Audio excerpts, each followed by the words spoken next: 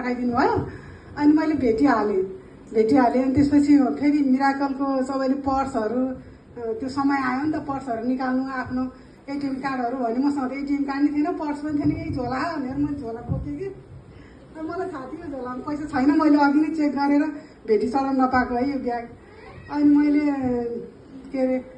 यही ब्याग बोकेर यही ब्याग मेरो त यही छ भनेर अगाडि यसरी नै राखेर मैले प्रार्थना गरेँ अनि उहाँले भन्नुभयो के अरे र अब तपाईँहरूले चेक गर्नु भन्नुभयो अनि तपाईँहरूको ब्यागमा 1 रुपियाँ पनि आयो भने पनि त्यो आशिष हो भनेर भन्नुभएको थियो अनि मैले सोचेँ यो ब्याग म घरै गएर चेक गर्छु भनी सोचेँ क्या मैले अनि फेरि अर्कोचोटि सोचेँ होइन परमेश्वरको दासले चेक गर भनेपछि त मान्नुपर्छ भनेर फेरि अनि मैले नलाई यो अगाडिको यसरी खोलेँ क्या खोलेर यसरी यही हातले छामेको त 50 रुपियाँ रहेछ कि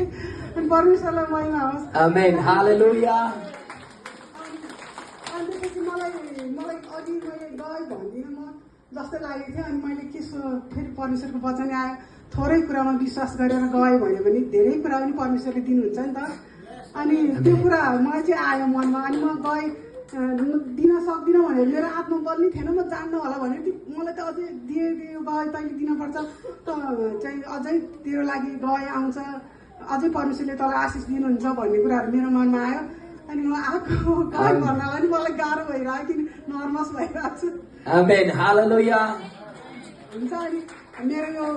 गए अझै मेरो निम्ति प्रार्थना गरिदिनु होला मलाई